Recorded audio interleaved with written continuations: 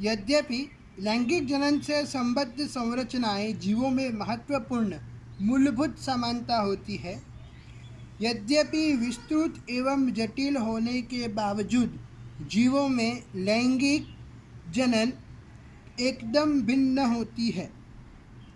होने के बावजूद जीवों में लैंगिक जनन की घटनाएं एक नियमित क्रम का अनुपालन करती है।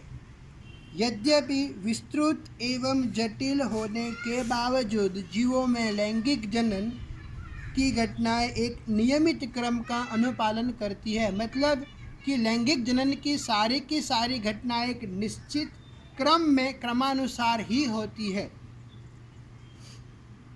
लैंगिक जनन एक प्रजाति के नर एवं मादा द्वारा उत्पन्न युग्मक के युग्मन द्वारा विशिष्टीकृत होता है। एक बार फिर से ध्यान दीजिए, लैंगिक जनन एक प्रजाति के नर एवं मादा द्वारा उत्पन्न युग्मक के युग्मन द्वारा विशिष्टीकृत होता है। सुविधा के लिए क्रमबद्ध घटनाओं को 3 भिन्न अवस्थाओं में बांटा गया है, जिससे पहला है निषेचन पूर्व, निषेचन तथा निषेचन पश्चात में विभक्त किया जा सकता है। मतलब निषेचन जो है वो युग्मकों का संलयन है, उसके पूर्व की घटना है, मतलब निषेचन पूर्व की घटना है मतलब युग्मकों का निर्माण होना, तथा निषेचन पश्चात की घटना है मतलब निषेचन के बाद युग्मनज बनना और युग्मनज का परिवर्तन होकर एक संपूर्ण नए सजीव में परिवर्तन होना ही निषेचन पश्चात की घटनाएं हैं। अब निषेचन पूर्व घटनाएं, इसके अंतर्गत युग्मकों के संयोजन से पूर्व की सारी घटनाएं सम्मिलित होती है। निषेचन पूर्व की 2 प्रमुख घटनाएं, पहला है युग्मक जनन गैमेटोजेनेसिस तथा युग्मक स्थानांतरण गैमेटो ट्रांसफर, मतलब नर युग्मक तथा मादा युग्मकों का निर्माण तथा नर युग्मक का मादा युग्मक में स्थानांतरण। ये दोनों घटनाएं निषेचन पूर्व की घटना में सम्मिलित होती है। युग्मक जनन, जैसा कि आप जानते हैं, युग्मक जनन नर तथा मादा 2 प्रकार के युग्मकों की गठन प्रक्रिया को संदर्भित करता है। युग्मक एक प्रकार से अगुणित कोशिका होती है, मतलब उसमें रंगसूत्र एककीय रंगसूत्र होंगे, मतलब उसकी संख्या n होगी। कुछ शैवालों में 2 युग्मक देखने में एक दूसरे से समान दिखाई पड़ते हैं, इसी कारण वह समयुग्मी कहलाते हैं, क्योंकि इनकी एक रूपता के कारण हम इन्हें नर तथा मादा युग्मकों के रूप में श्रेणीबद्ध नहीं कर सकते।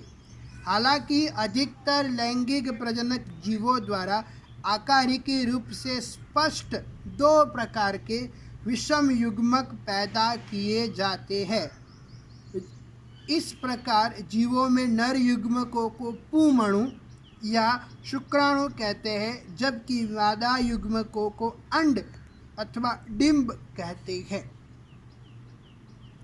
जीवों में लैंगिकता, सामान्यतः लैंगिक जीवों में लैंगिक जनन के दौरान 2 विभिन्न समष्टियों के युग्मकों में युग्मन होता है, परंतु यह सदा के लिए सत्य तथा तथ्य नहीं है। यदि आप कक्षा 11 के उदाहरणों को स्मरण करें तो क्या स्वतः निषेचन की प्रक्रिया को पहचान सकते हैं? यद्यपि पादपों में इसके उदाहरण प्रस्तुत करना आसान है। पादप में नर तथा मादा दोनों जनन संरचनाएं पाई जाती है, परंतु जब एक ही पादप में दोनों नर तथा मादा जनन संरचनाएं पाई जाती है तो वह द्विलिंगी, अथवा जब वह भिन्न पादपों पर हो एक लिंगी कहलाता है। द्विलिंगी पादप का उदाहरण है गुड़हल और एक लिंगी पादप का उदाहरण है ककड़ी या फिर कुनरू। आप सभी इन वनस्पतियों से भली भांति प्रचलित है।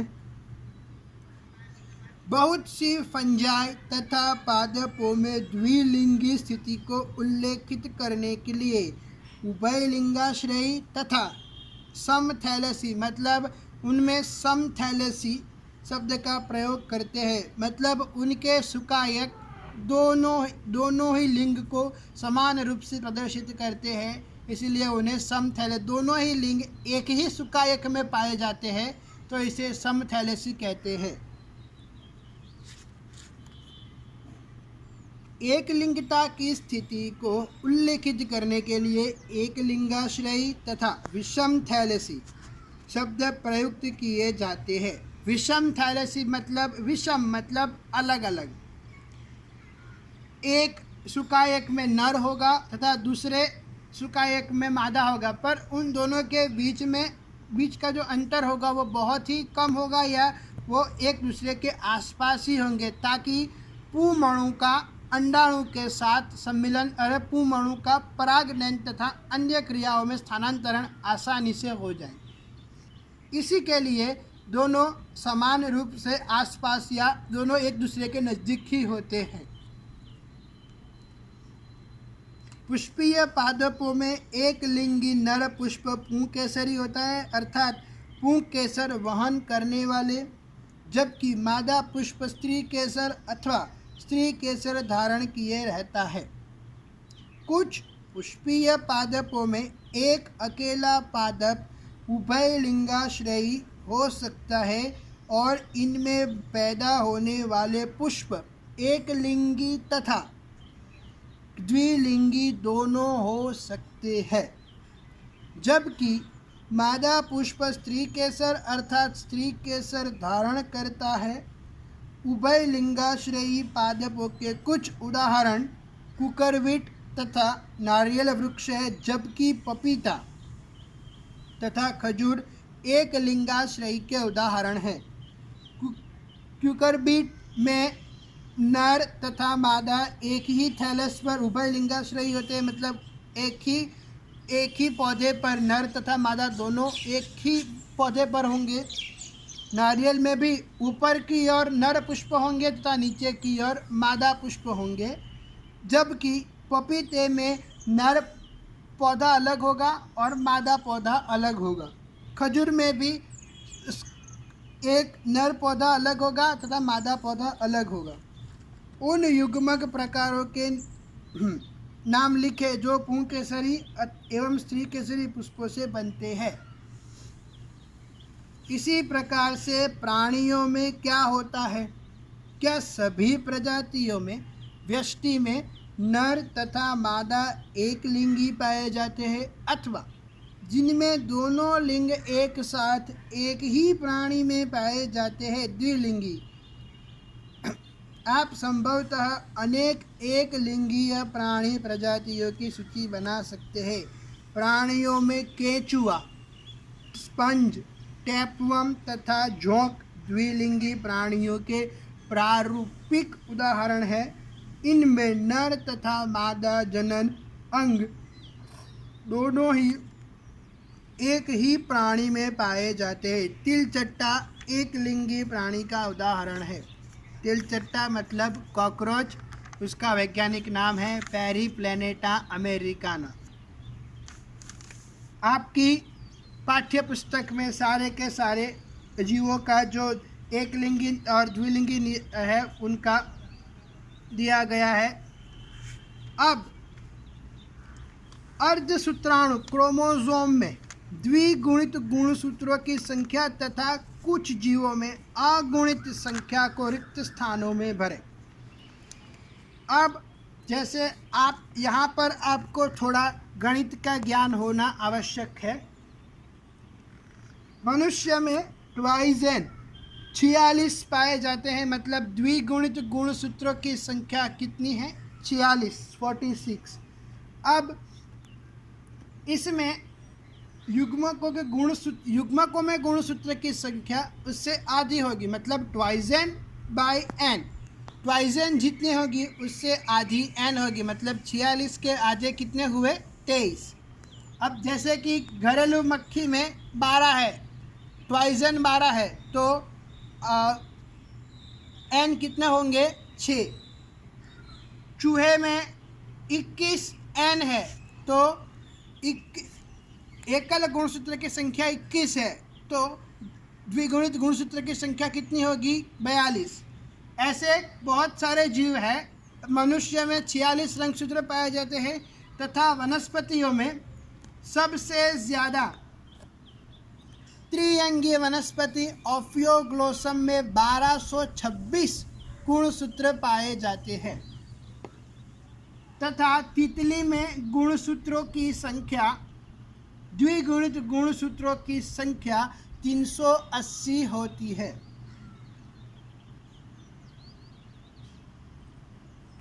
ऐसे ही बहुत सारे जीवों के गुणसूत्र, द्विगुणित गुणसूत्र तथा एक गुणित गुणसूत्र की सूची आपकी पाठ्य पुस्तक में दी गई है, वो आप अपने आप सॉल्व कर सकते हैं। युग्मक संरचना के दौरान कोशिका विभाजन। सभी विषम युग्मी प्रजातियों में युग्मक प्रायः 2 प्रकार के होते हैं, जो नर तथा मादा कहलाते हैं। युग्मक अगुणित होते हैं, मतलब उनमें चाहे वो नर हो या मादा हो, उनमें गुणसूत्र की संख्या कितनी होगी? n होगी। एक की ये गुणसूत्र होंगे। जब इन दोनों का मिलन होगा तब भी युग्मनज में ट्वाइजेन की अवस्था प्राप्त होगी, मतलब ये एक नर के लिए है, एक मादा के लिए है। दोनों मिलकर युग्मनज का निर्माण करते हैं, जो कि ट्वाइजेन बनता है।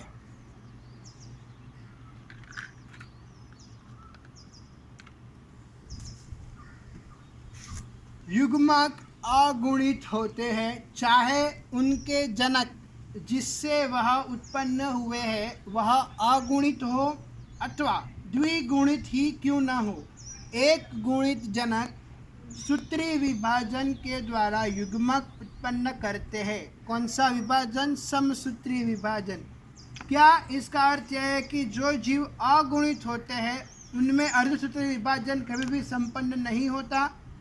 उस शैवाल के जीवन चक्र के चार्ट को ध्यान से देखें जिसे आपने कक्षा 11वीं में देखा था, आपको उपयुक्त उत्तर मिल सके।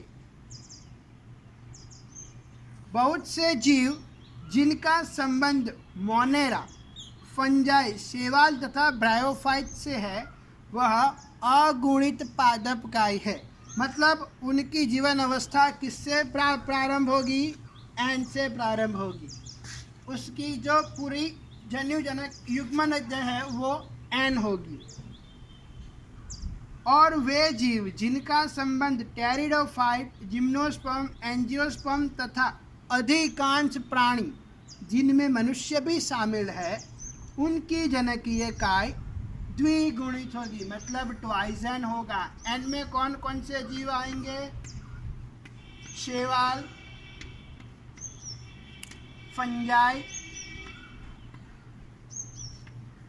तथा ब्रायोफाइट।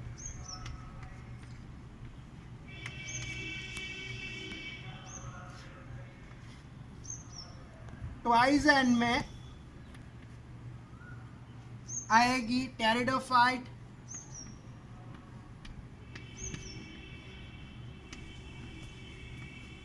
जिम्नोस्पर्म तथा एंजियोस्पर्म। आप सभी इन शब्दों से भली भांति परिचित है प्राणी।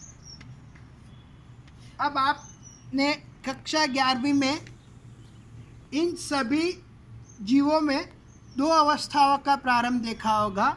एक है युग्मकोद्भिद तथा दूसरी है बीजाणुद्भिद।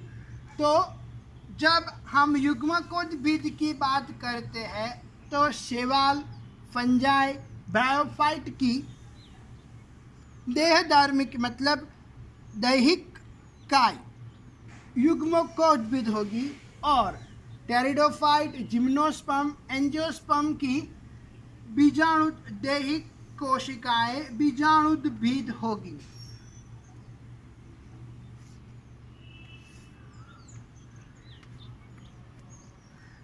तथा अधिकांश प्राणियों की भी जीवन काय द्विगुणित ही होती है, मतलब बीजाणुद्भिद ही होती है। अब यहाँ पर आपको सवाल आएगा कि एंजियोस्पर्म में एन कोशिका कब निर्मित होती है। तो एंजियोस्पर्म में जब पराग चतुष्क में से पराग कण या पुंकेसर में से पुंकेसर के परागाशय से निकली पराग रज ही एन कहलाती है और मादा पुष्प में अंडक ही एन कहलाता है। मतलब ये परागरज एन होगा और ये अंडक भी एन होगा। बाकी की सारी अवस्थाएं द्विगुणित होगी, मतलब उन सारी ट्वाइजन होगा। सिर्फ परागरज और ये अंडक ही एन में शामिल होंगे। यह स्पष्ट हो चुका है कि अर्धसूत्रीय विभाजन जो न्यून कार्य विभाजन है और जहां द्विगुणित काय अगुणित युग्मकों को उत्पन्न करता है। द्विगुणित जीवों में अर्धसूत्रीय कोशिका अर्धसूत्रीय विभाजन से होकर गुजरती है। अर्धसूत्रीय विभाजन के अंत में गुणसूत्रों का केवल एक सेट प्रत्येक युग्मक से निर्मित होता है। अर्धसूत्रीय विभाजन जो न्यूनकारी विभाजन है और जहां द्विगुणित काय अगुणित युग्मकों को उत्पन्न करता है। द्विगुणित जीवों में अर्धसूत्रीय कोशिका अर्धसूत्रीय विभाजन से होकर गुजरती है। अब आप सभी को मालूम है कि अर्धसूत्रीय विभाजन सब सिर्फ और सिर्फ प्रजनन कोशिकाओं में ही होगा, जो कोशिका लैंगिक जनन में भाग लेगी उसी के अंदर अर्धसूत्रीय विभाजन होगा।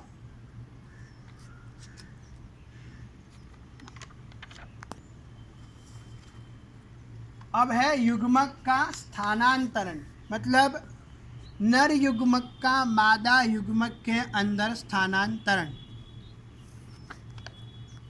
इनके निर्माण के पश्चात नर तथा मादा युग्मक कायिक रूप से एक दूसरे के निकट आते हैं ताकि युग्मन की क्रिया सफलतापूर्वक संपन्न हो सके। क्या आपको कभी आश्चर्य नहीं होता कि ये युग्मक आपस में कैसे मिलते हैं? अधिकतर जीवों में नर युग्मक चलनशील तथा मादा अचल तथा स्थानबद्ध होते हैं। कुछ फंजाई और शैवालों में असाधारण रूप से दोनों किस्मों के युग्मक चलनशील होते हैं। इन्हें एक माध्यम की आवश्यकता होती है जिसमें नर युग्मक गति करता है। अधिकांश साधारण पादपों जैसे शैवाल, ब्रायोफाइटा और टेरिडोफाइटा में जल ही माध्यम होता है जिसमें होकर युग्मकों का स्थानांतरण संपन्न होता है। नर युग्मकों की एक बहुत बड़ी संख्या यद्यपि मादा युग्मक तक पहुंचने में असमर्थ होती है, तथापि परिवहन के दौरान नर युग्मकों की हानि को पूरा करने के लिए नर युग्मक मादा युग्मकों की तुलना में कई हजार गुना अधिक संख्या में पैदा होते हैं। हम मनुष्य की बात करें तो मनुष्य में एक ही अंडपिंड होता है, जो कि एक ही अंडाणु मनुष्य में 2 अंडपिंड होते हैं और वो बारी बारी एक एक अंडाणु का निर्माण करती है, जबकि वृषण या शुक्र कोशिकाएं शुक्राणु का मिलियन लाखों में उत्पादन करती है। एक अध्ययन के अनुसार ये पता चला है कि एक वीर्य के अंदर 3 करोड़ शुक्राणु की कोशिकाएं होती है। बीजीय पादपों में परागकण नर युग्मकों के वाहक के रूप में कार्य करते हैं तथा अंडप में अंड होते हैं। परागकण परागकोश में उत्पन्न होते हैं, अतः निषेचन संपन्न हो उससे पहले ही यह परागकण वर्तिकाग्र में स्थानांतरित हो जाने चाहिए। द्विलिंगियों में स्वतः निषेचनीय पादप जैसे मटर में परागकणों का वर्तिकाग्र पर स्थानांतरण अपेक्षाकृत सरल होता है, क्योंकि इनमें परागकोश तथा वर्तिकाग्र एक दूसरे के निकट स्थित रहते हैं। परागकण जैसे ही झड़ने लगते हैं उसके तुरंत बाद ये वर्तिकाग्र के संपर्क में आते हैं। पर परागणित पादपों में जिसमें एक लिंगाश्रयी पादप शामिल है, इस विशिष्ट घटना को परागण पॉलिनेशन कहते हैं। इसमें वर्तिकाग्र पर परागकणों का स्थानांतरण सुगमतापूर्वक संपन्न हो जाता है। परागकण वर्तिकाग्र पर अंकुरित होते हैं तथा परागनली नर युग्मकों को अपने साथ लेती हुई अंडप के भीतर प्रवेश कर जाती है। अंड के पास नर युग्मकों को अपने से बाहर निकाल देती है। एक लिंगाश्रयी प्राणियों में चूंकि नर तथा मादा युग्मक विभिन्न व्यष्टियों में बनते हैं, ऐसे में जीव को युग्मकों के स्थानांतरण के लिए एक विशेष प्रकार की क्रियाविधि विकसित करनी पड़ती है। लैंगिक जनन में इस सर्वाधिक विशिष्ट घटना के लिए निषेचन हेतु सफलतापूर्वक स्थानांतरण तथा युग्मकों का साथ साथ आना अनिवार्य होता है।